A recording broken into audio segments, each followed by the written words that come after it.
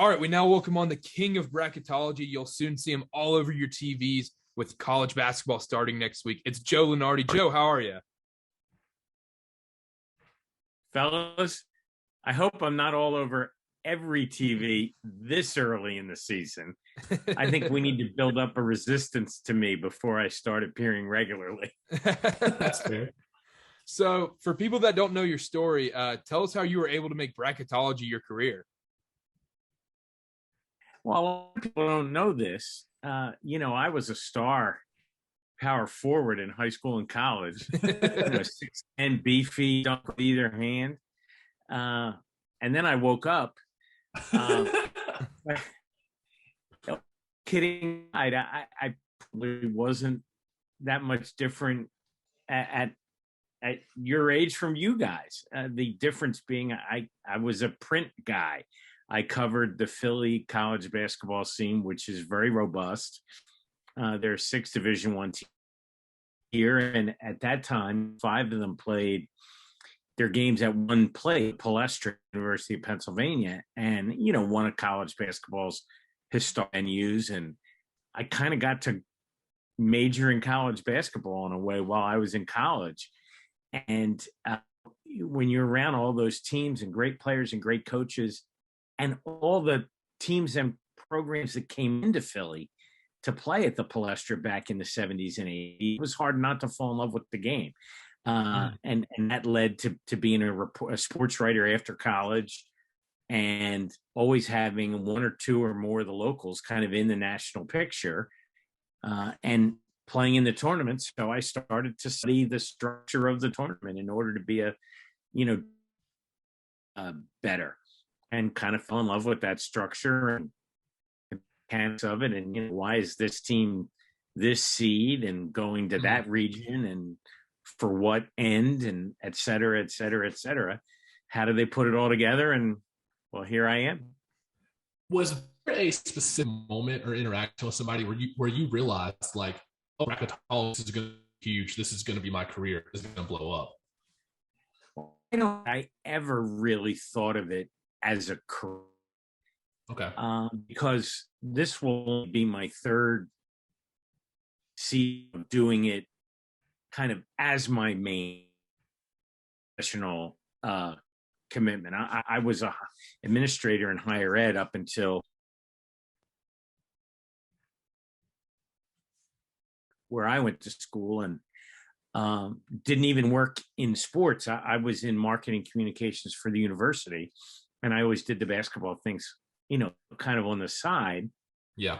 And also broadcast our games. So, it was more of a hobby and eventually became a paying hobby. And eventually the hobby started to outgrow the real job. Yeah. And got to a point where, again, our kids were pretty much out of the house. So I could, maybe transition out of the 9-to-5 world, or as my wife said at the time, I went from 6 jobs to 5, and that's been a blast, because who wouldn't want to spend 5 months a year watching college basketball? Yeah, sounds like a good deal to me. No, it's a pretty good deal, and I used to think that it was an accident, but in retrospect, the 35 years I spent as an administrator, I worked pretty hard. Yeah. And, some guys reach this stage and they just golf every day. I only do that the other 7 months. Yeah, that was my question is, what do you do all day? I feel like most people just think you're like John Clayton in that ESPN commercial where you're just living in your mom's basement doing ESPN hits. Well, in fairness, we sold Mom's Basement a few. Oh, there we go. So that's definitely not happened. And of course, its location is a closely guarded. God forbid any Kentucky fans or Indiana fans or whatever found out where it is, I wouldn't get a moment's peace. Yeah.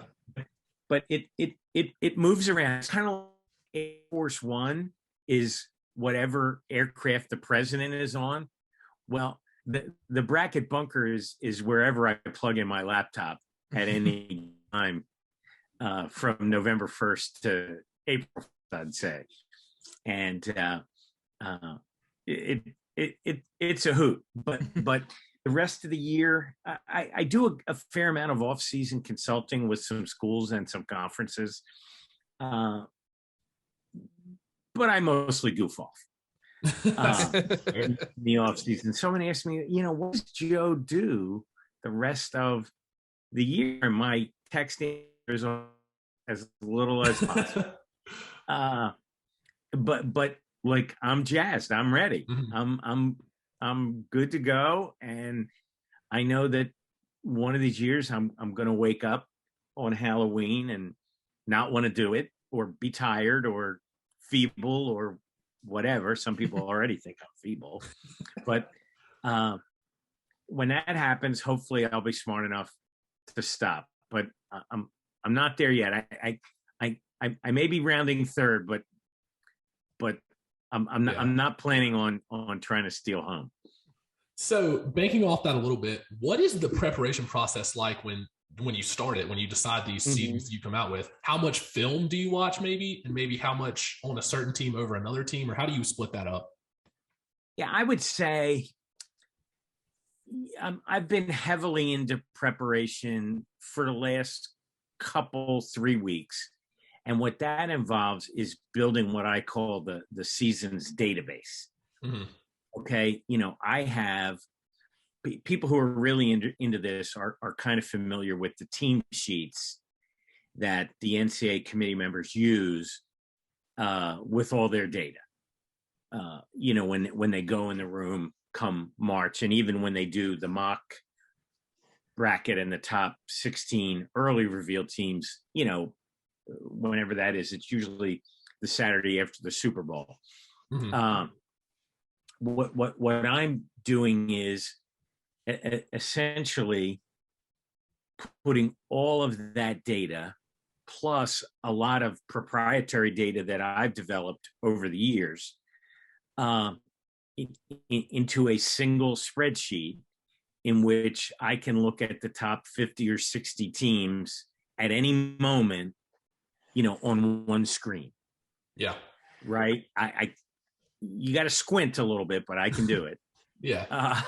Now that you can magnify it a little bit, right? I have to wear glasses now, so I'm not I'm not squinting. But the database includes columns for all of those metrics, some of which can kind of be pre-built, but most of which evolves as the year goes on. Right? It's a puzzle, and the pieces start to fill in as we go. And then, of course, I've got notes about their tournament histories and, who are the top guys this year that might be making a difference from last year. Where were their key coaching changes? Now did a team just switch leagues? What are the key dates of games that are just things that I can't miss? Yeah. For, Clemson or Penn State or Washington State. Like, everybody knows about Duke and Kentucky. Yeah. Like, I don't have to spend a lot of time on them usually. Although, ironically, neither made the tournament last year. Mm-hmm. I'm not usually lying awake at night worrying about their status. Okay. Do you talk to the committee?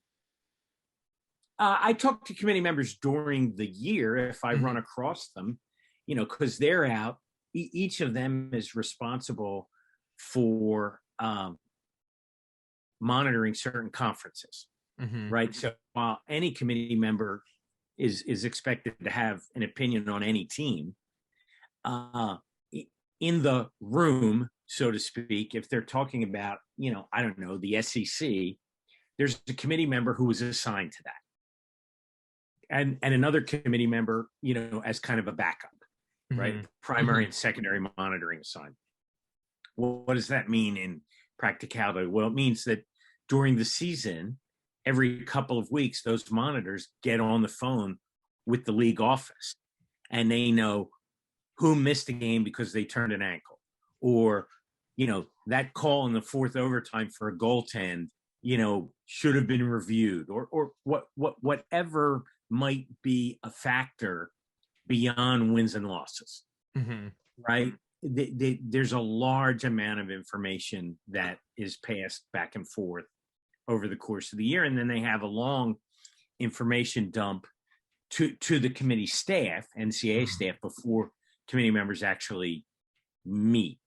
So these committee members are out on the road seeing live games, particularly in the leagues that they monitor or wherever they're based in their day jobs.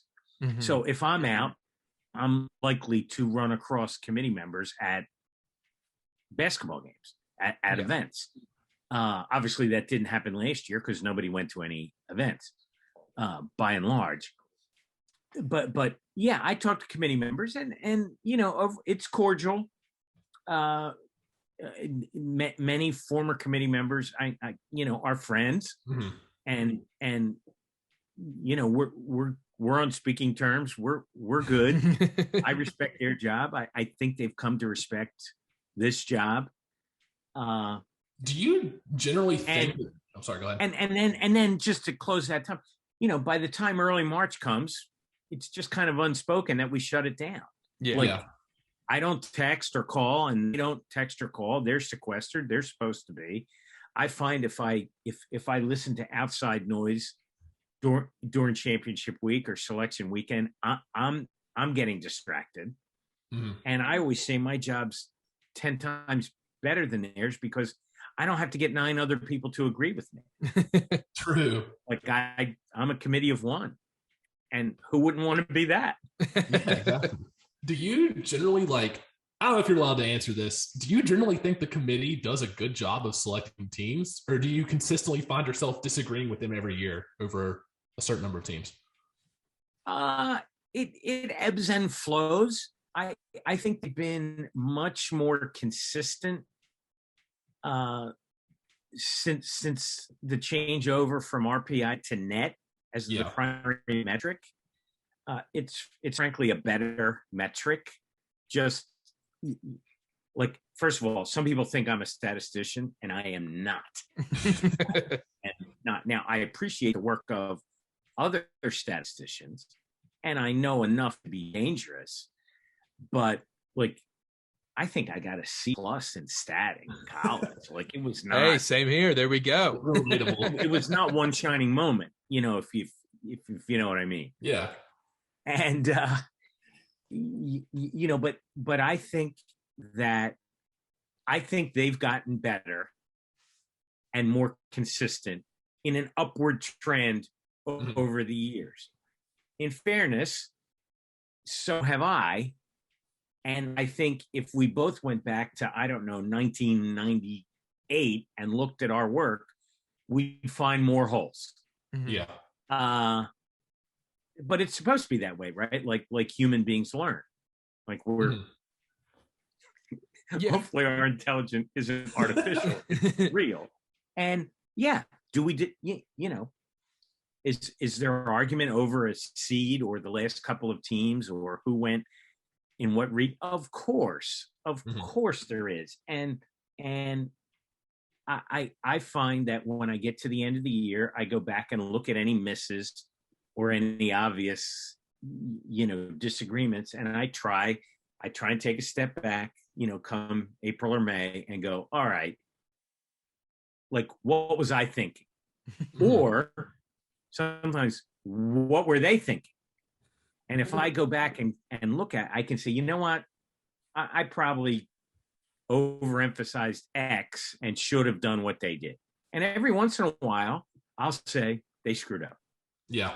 And every once in a while, after the fact, one or more of them will say to me off the record the following year about the previous season, yeah, we kicked that call. Just like a referee, charge block, right? Yeah. Boom, in the moment. Maybe a month later, he sees the tape and goes, yeah, don't feel so good about that. So that's just human nature. So when you start at ESPN, did you find it difficult when you're working with former athletes and stuff Were they just like, what is this guy talking about? Who is this guy? Did you find it hard to gain their respect? It varied case by case. Mhm. Like the biggest problem is always when they're in my ear on the set, tell me to raise my chair up because they want the people, the heads not to be like a roller coaster on the set. Yeah. So it's always like, Joe, raise your seat. And I'd be like, well, why can't these guys lower their seats? Like you put me on with like 6'9" guys. What do you think is going to happen? I thought you were a 6'10" high school basketball star. Well, but then I got hit by a ricochet off the rim and it all went to hell. Were there people who didn't respect me initially? I think so. Were they few and far between? I know so. Mm-hmm. Is that a case anymore? I don't think so. Okay. And there are plenty of analysts at our network and others who have the knowledge to say who they think the best teams are mm-hmm. and why. What I try to do to separate is it's not my job to do that. It's my job to say what those 10 people are going to do. Mm-hmm. And my opinion is often different from that. So, and when I make mistakes, it's because the line gets blurred. Yeah. And again, that's human nature also. Yeah. Right? Like, I have an ego. I think I'm pretty good at this. I think I've earned a measure of confidence from the people who pay attention to bracketology. Mm-hmm. I believe it's my job to return that confidence by always giving it, the 110% and not mailing it in. Right. Yeah. Like, it would be easy to kind of say, hey, here I am. It's not that hard to list 68 teams and put them in a bracket. Well, that's not good enough. Well, how does it feel? Sorry, how does it feel when you see like other analysts maybe disagreeing with what you say? Like if you're watching another network or something like that and they're disagreeing with even our own network. Mm-hmm. Yeah. I think that's just part of the deal. Yeah. Like at one time, I would be more affected by that. Like I've disagreed with Digger Phelps. I've disagreed with Bobby Knight when he was on our. I've disagreed with Jay Billis. I've disagreed with, Jay Will or whomever the case may be. Well, like if we were sitting around the water cooler in the baseball off season, wouldn't we disagree about, who the best right fielder is or, whatever, should my team make this trade for that pitcher? I don't, it doesn't bug me now as much as long as it's not personal.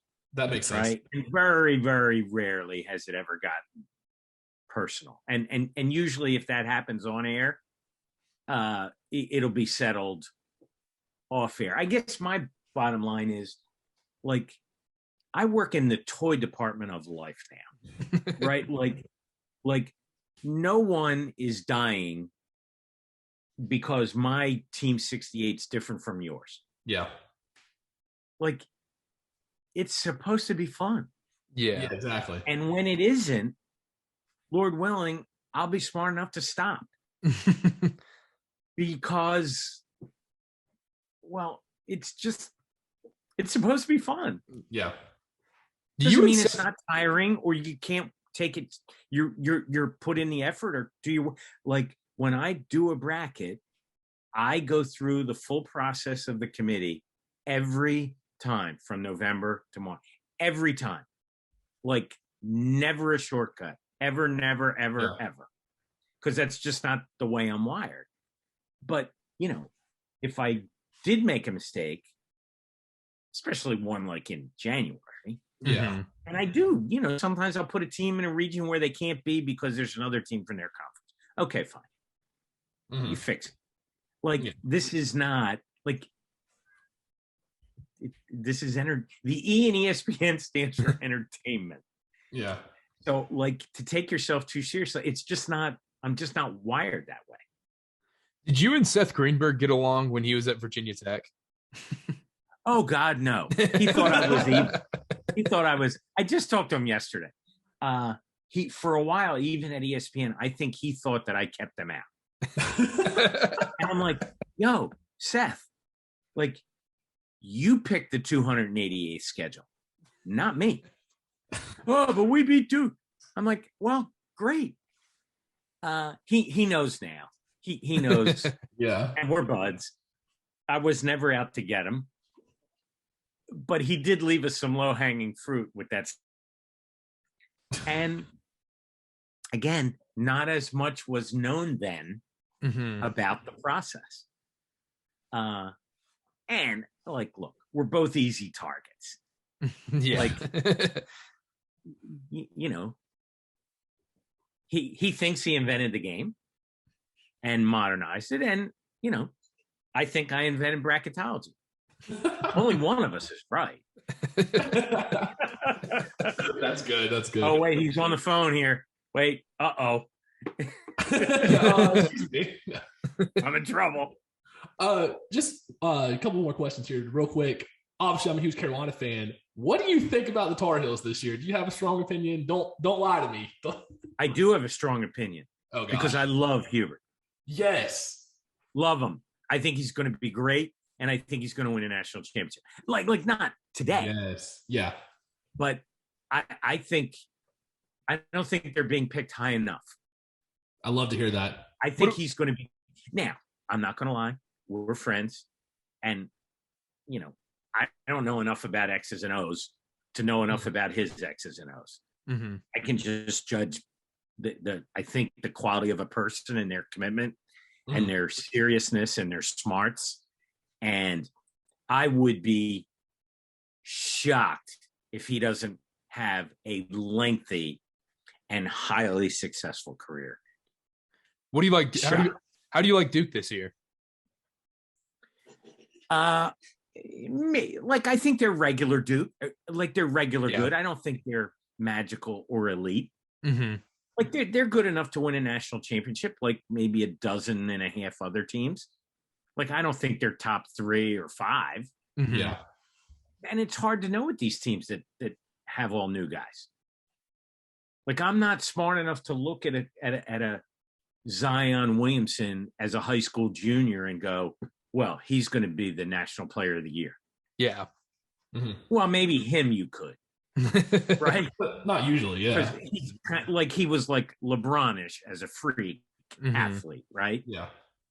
But like most of these highly touted guys are just basically kids. Yeah. Who mature and evolve physically and psychologically at their own, like we all did. Mm-hmm. Like I'm sure at age 19, somebody thought, you know, that I would grow. Like most people do. It didn't happen. Real quick, do you have an opinion on BYU? Yeah, love them too. Yes, there we go, baby. Think Mark is great. Have gotten to know him a little bit the last couple of years. We've had some off-season conversations. Got to do a BYU game at St. Mary's a couple of years ago. I think it went overtime or double overtime, and it was great. There's only a handful of arenas in the country that you know are legitimately ones that I feel that I've missed going to, and they're one of them. And you know, maybe post-COVID, I'll get there. So Carter, unless you have another one, my last question that we wanted to ask is very early prediction: who's winning the national championship this year? If you had to give one team right now, BYU. Just say it. It's weighing on me because at the end of the week we have to, you know, make our final 4 picks public. Mm-hmm. Kind of an occupational hazard. Full disclosure: last year in November, I did pick Baylor over Gonzaga in the final. So That's this good. year Let's you're go. going to say BYU over Carolina, right? Yeah, I've only got two in my kind of mental Final Four so far this week as I ruminate, and Yeah. that would be Kansas and Michigan. I kind of Okay. like their combination of returning talent and newcomers, and that they might each have a chip on their shoulder a bit for how last year ended. I don't think there is a Gonzaga or a Baylor with such an obvious group of high-end older returning guys, Yeah. which became an even greater advantage, I think, in a COVID season, given the lack of a fall camp and practice time. And like, generally speaking, the older teams did better and the one and dones didn't as much. So I'm going those two so far. I got burned. I actually had Kentucky in my preseason Final Four last year. That wasn't too smart. Yeah. But I'm leaning toward a toe back in the water, and I'm still looking for a fourth team, and I'm not there yet. Okay. Cool. So last thing, tell us about your book and where people can buy it. Here's one on the floor. What do you know? Oh, there we go. How about that? Hey. Seriously, I just had to sign one for a friend. I'm dropping off when we're done here. Cool. Just Amazon.com, Bracketology. It is, how do I say this? My co-author would shoot me if he was here. It's way better than I thought it would be. Okay. There we go. My expectations were extremely modest, because while I think that my story is interesting, like, I'm not like selfless here. Mm-hmm. You know, I'm like, I have a pretty healthy ego, and I think I'm kind of interesting. That's fair. In these circles, but like a magazine story interest, not like a book. Yeah. But we really covered a lot of ground, and it's okay. And people in basketball tell me that they've enjoyed it. So if you want to get an early Christmas gift for a basketball fan, Yeah. go for it. Is it going to put me in another tax bracket? Absolutely not. Will I care 20 years from now when, you know, hopefully my grandchildren read it? That's why I did it. Yeah. There we go. Well, hey, Joe, thank you for your time. Make sure to go follow Joe on Twitter at ESPN Lunardi. Thanks again for your time. We had a blast. Thanks, Joe. Thanks, fellas. Have a great season. You too.